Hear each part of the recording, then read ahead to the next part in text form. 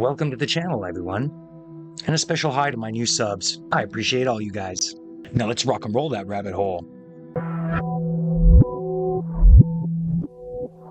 What if I told you that everything that we've ever been told, everything, the opposite was always the truth?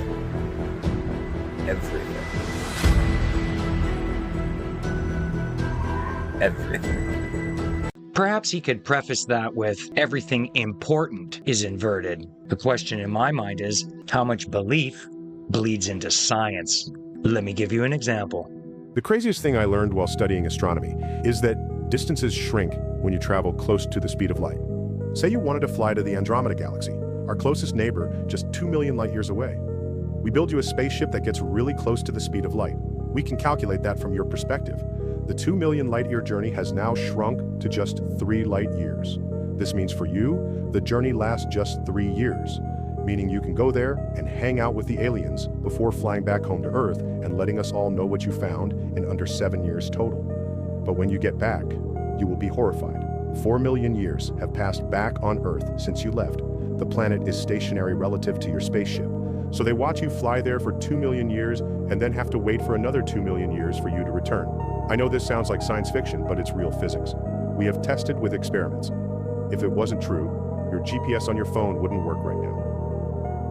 Sorry to make you listen to NDT. I know that his feast of nonsense on the cosmos is nauseating to a lot of people.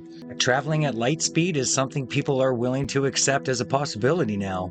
I'm not saying it's bad to ponder the possibilities and how far will technology take us. I'm not sure if there's any repeatable, observable evidence to back up anything that man just said.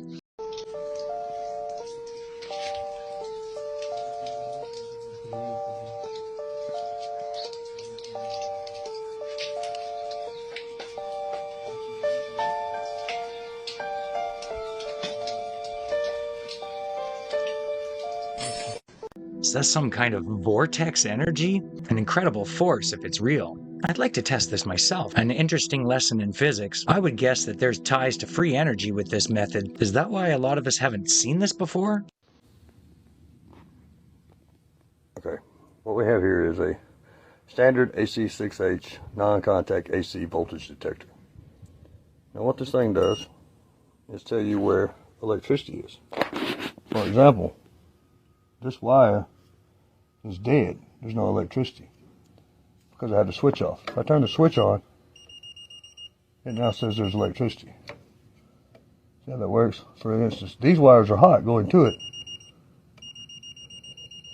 Now, the cool thing about this is it'll pick up any voltage. Anything between, let's see, this one is actually 50 volts to 1,000 volts. Category 4, 1,000 volts. So, here's the weird thing I'd like to show you.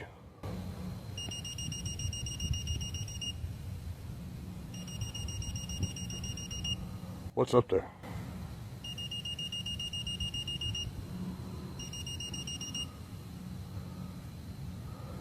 I'm not doing anything to it, guys.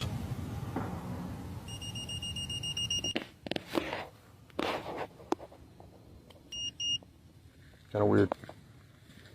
Yeah, for any of those not aware, there's raw voltage in the air. Once you reach a certain height of around 200 or 300 feet, I believe, there's a constant voltage running through the air. Many believe that the Tartarian buildings, with their metal spirals, were actually conductors of electricity that powered the whole building. Interesting science. Is this what Nikola Tesla wanted to give the world? Is that what his Tesla Tower was all about? I think so.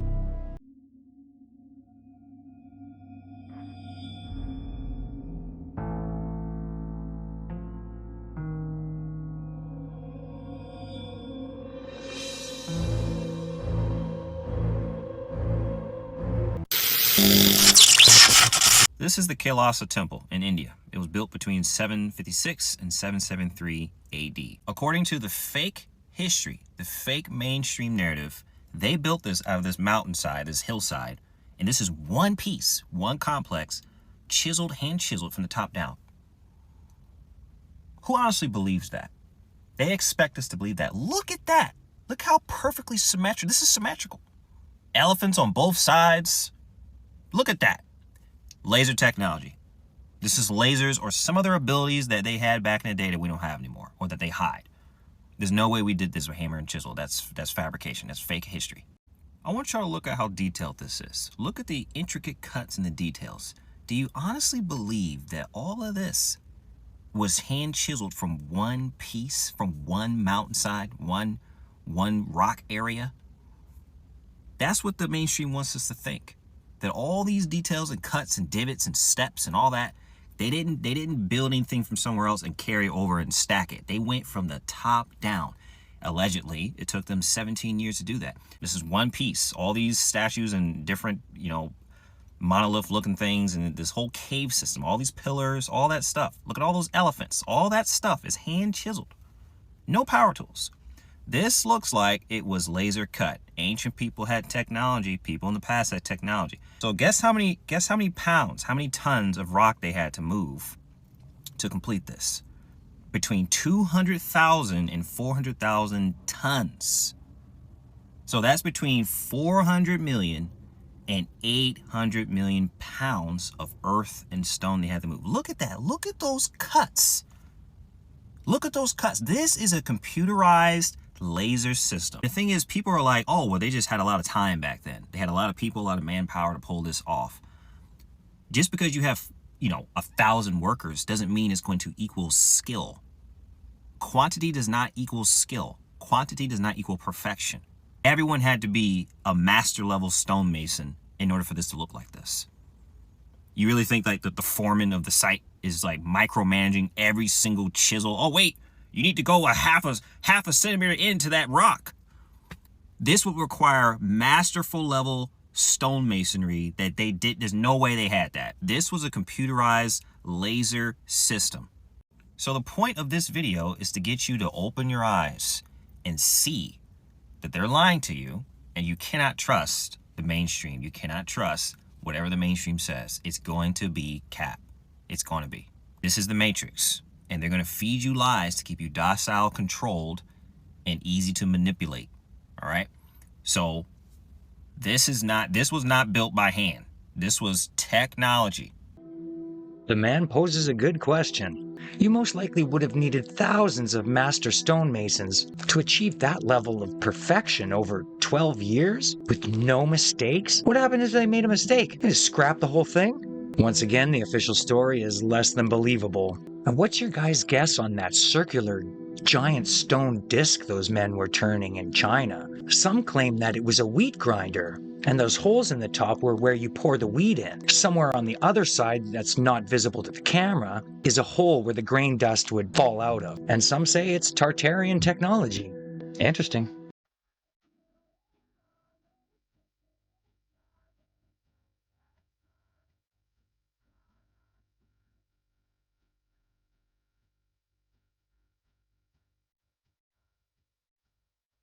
Yes, please. I'll take one of those mugs. That's for all those morning people out there.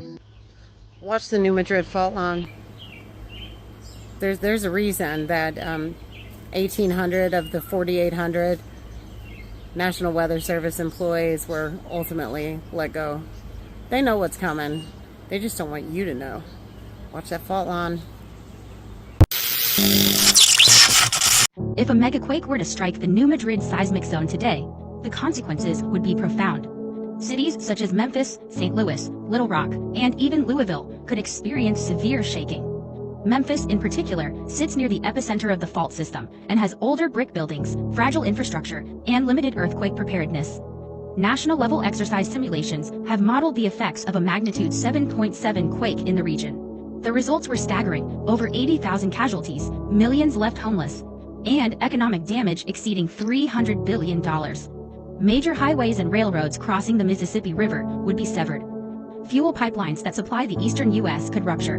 Power outages could last weeks. Drinking water systems would fail. Emergency response would be overwhelmed in every direction. And then there is the Mississippi River itself.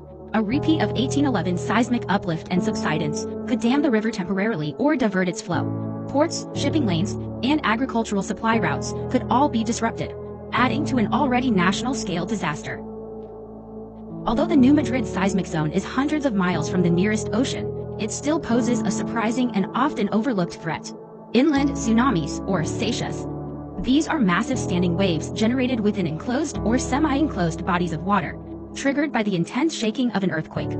During the 1811 and 1812 New Madrid quakes, eyewitnesses reported large waves surging along the Mississippi River, capsizing boats, flooding low-lying banks, and, in some cases, even pushing the river to flow backward temporarily. The violent shaking displaced vast volumes of water, creating waves powerful enough to inundate riverfront settlements.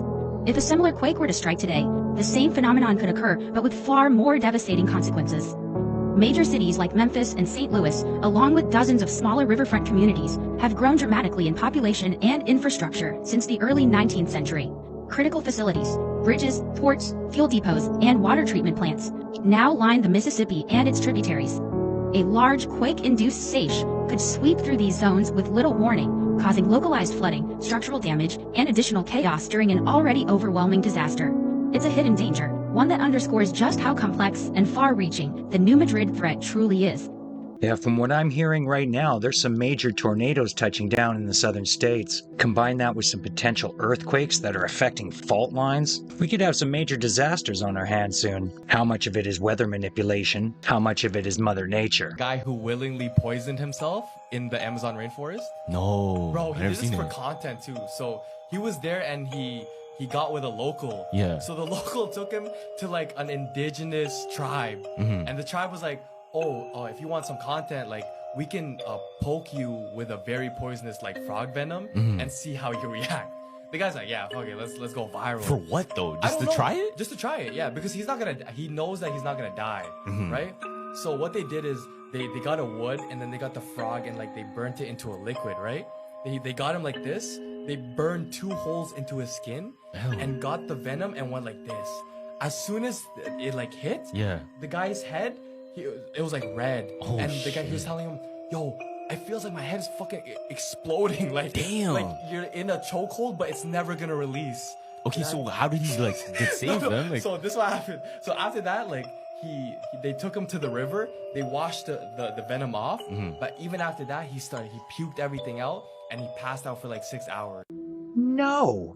What? Would you guys let poison get rubbed into open wounds? Just for a viral video? The lengths at which people go. It's an epidemic of idiocracy. Can you see the visualizations from different angles? Yeah, Can you walk through them? yeah, Can you touch them? yeah. And you can feel them? And I think where the mistake's made is in the term remote viewing. That implies seeing it. You kind of aren't seeing it, but you are. What it is, it's a compilation of all of your senses. Most people go into remote viewing thinking, I'm going to see something, and so they're totally and completely dependent on their eyes. It's not just your vision. It's your smell. It's your taste. It's your feeling. It's your emotions about it. It's everything that you could possibly sense if you were standing in the middle of it. Everything you could possibly say about it that's right, but it's as though you don't know. You've never seen it before in your whole life. You understand what I'm saying? It's kind of masked that way. So where they make a mistake is they make a mistake in naming things or having the need to say what it is. No, nobody wants to know what it is. They want descriptors of it that come to you based on your senses, all of your senses. So I'm just gonna throw out a hypothetical. Let's say it's a CIA guy and he wants to know what this spy was caught in South Africa and turned over to our country, and he's a Russian spy. And when he was caught, they haven't been able to determine how he encrypted his messages going back to Russia. That's more important than catching the spy, okay? So they need to know that, so they come to us with that task. Tell us how he encrypted his messages. So they might write that out. How did the spy from South Africa encrypt his messages? And they put it in a double wrapped opaque envelope, and they put A on it. And I go in a room and they throw the envelope with A on it on a table, and they say, "Tell us about A." Have you remote viewed Antarctica yet? Oh, I have. And that's where another remote viewer kicked me out. Oh. Like, he found me and I was like, Yeah, they don't mess around there. they do not mess around there. I was sort of just, floating down this hallway, right, in my astral body. And then there was this really big, and the way that I see other remote viewers is it would be like an outline of a human body, but transparent, kind of like a ghostly shape almost. Anyway, so he was really big and tall and also wide, and he was floating down the hallway towards me. And I was confused because I've never seen another remote viewer. I've never been seen before at that point. And so he looks at me and he goes like this, and he goes, and he kicks, pushes me energetically way outside of the base. And all of a sudden, I'm now outside. And I was just confused. And so what I did was I cloaked myself, which essentially is putting an invisibility cloak around your astral body. Sometimes it works, sometimes it doesn't, depends on their consciousness level. And I went back into the base. So I stepped in behind him. And with any remote viewer, you have a grounding cord. And that grounding cord leads the astral body back to the physical body. So what I did was I followed this guy's grounding cord down the hall, so behind him, and then I went into this tiny room, we're talking very small room, and there was two men in military fatigues, and both of them in these military fatigues were like this. They were slumped over. And so in that moment, I realized, oh, these are their remote viewers. So they're sitting in the base physically, and then they're patrolling the base astrally. And that was my first experience learning that, okay, I got to be careful because I can't just go anywhere and do whatever I want. That's crazy. Yeah. Though, like any conspiracy, some people run with it. I enjoy this subject and have a little bit of experience with it. I decided to take the training course that is available online. A gentleman named Ed Dames provides a training course. Apparently, he formerly worked with the military for a decade or more on a program to train psychics. What they came up with was remote viewing. Now, I certainly didn't have any experiences like this woman is describing with ghostly figures. What she describes sounds more like these out-of-body experiences that people have. Remote viewing is not that. I describe it more as grabbing bits of data from an invisible information highway. Colors, textures, things that describe what you're supposed to be viewing. And that's just how I understand it anyways. Let me know what you guys think of it. Now, this is quite a discovery. Fragments of a biblical scroll, along with other relics, have been found in desert caves in Israel.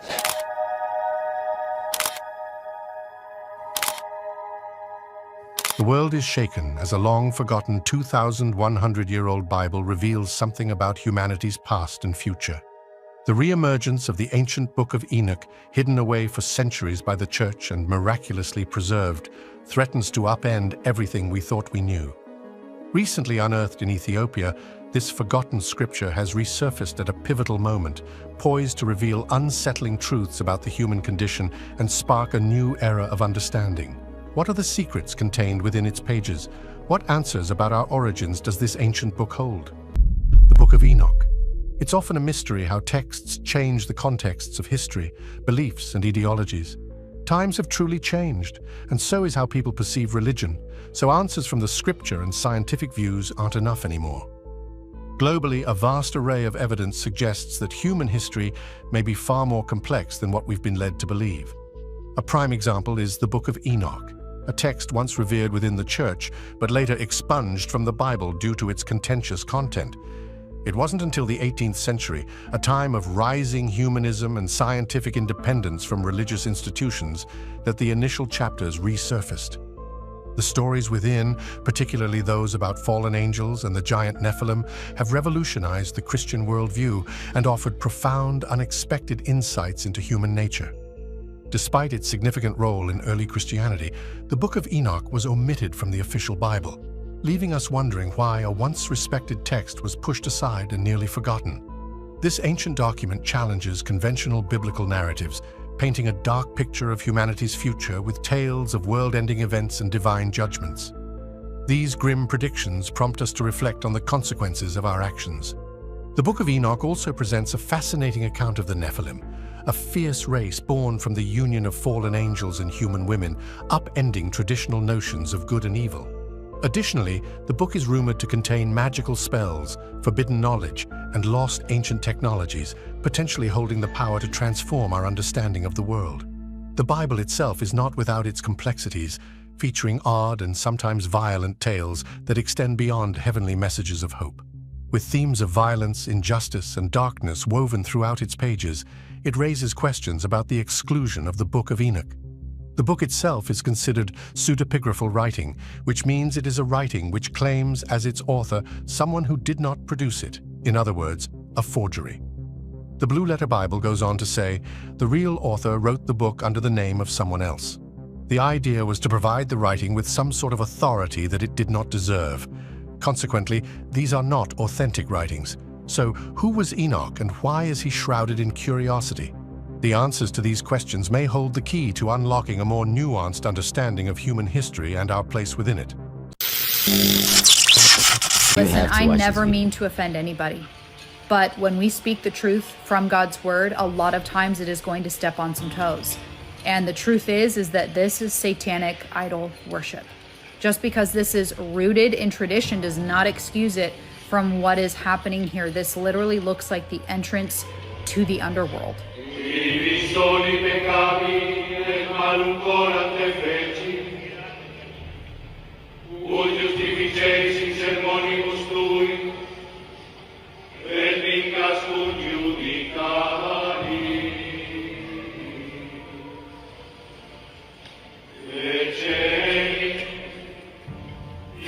This is the Brotherhood of the Remedy of Souls, in which they pray for souls in purgatory. Now, as a Bible-believing, Spirit-filled Christian, I am going to tell you the truth, and the truth is that there is no such thing as purgatory. Foundational doctrine of purgatory is that some believers' sins still need to be paid for. They still need to be atoned for. And that 100% just denies the complete and finished work of Jesus Christ and what he did on the cross.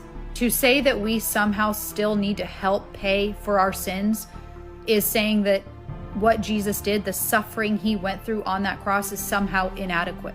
This is also clearly involving carved images and idols, which God directly tells us not to do. This Book of Enoch has caused a lot of contention in the religious sector. A lot of people argue about its authenticity. I'm personally not religious-minded and hold no belief systems. But one thing I've come to realize, the people that control this matrix do believe in it. China has created their own sun, and it is claimed to be 5 times hotter than the sun. China's East, a marvel in nuclear fusion technology, has just set a record, achieving a scorching temperature of 158 million degrees Fahrenheit for an impressive 17 minutes.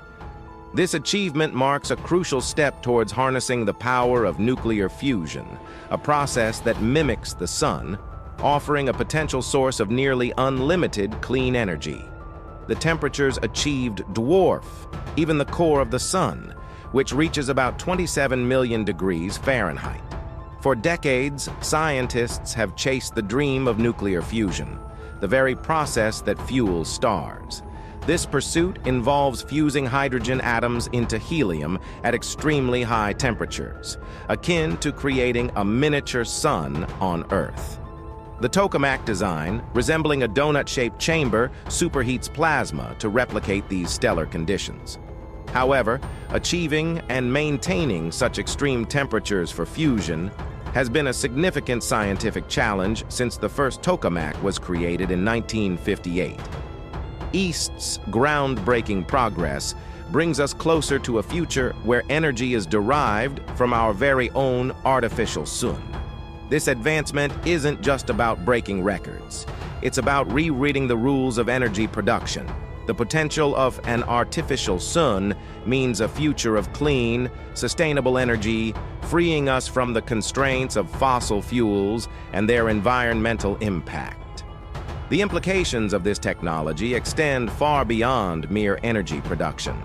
An artificial sun could revolutionize how we understand energy, leading to advancements in numerous fields and potentially altering our impact on the planet.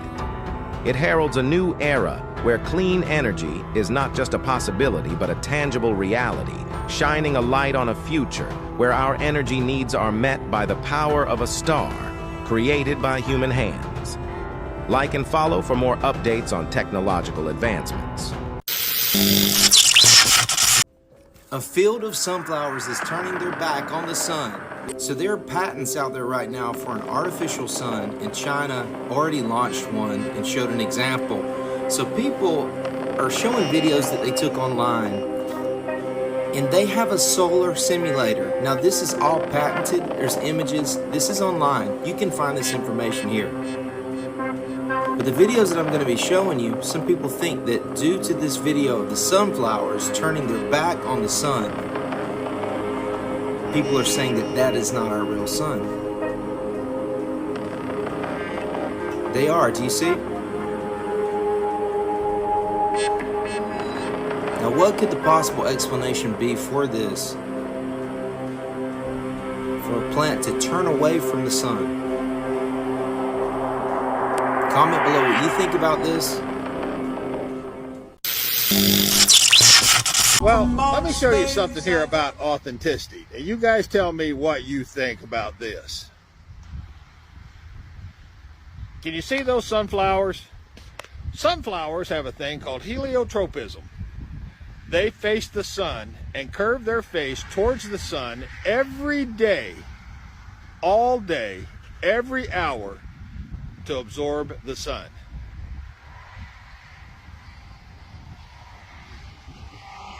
Can you see there? Yeah, they got their face turned away from the sun here. Now, if you look up over through there, you can see the beans and the corn and all that kind of stuff. And they don't have much choice. It's either grow straight up or fall down. But these sunflowers have a completely different mechanism. And for some reason, they don't like the sun. Now, I don't know what's causing that, but I'm inclined to say that the very people that took down my videos also might be responsible for this. I don't know that to be the truth, and I have no one to point a finger at.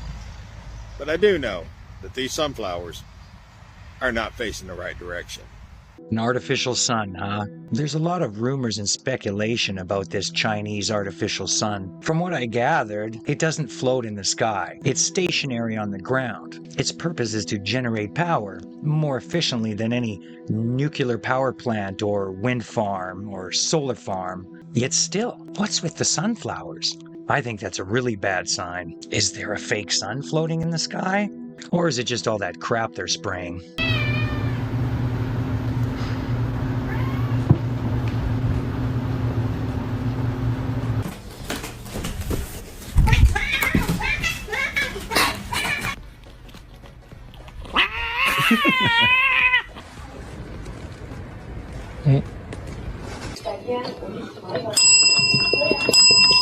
Okay. You kitties hungry? You want foods?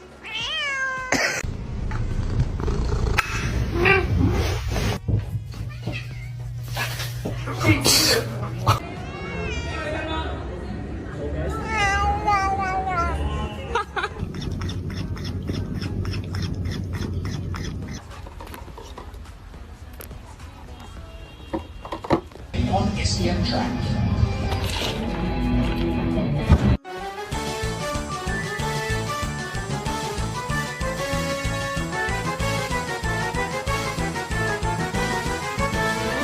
Yeah, don't get between a cat and its food. Did you see the one drinking out of a juice box?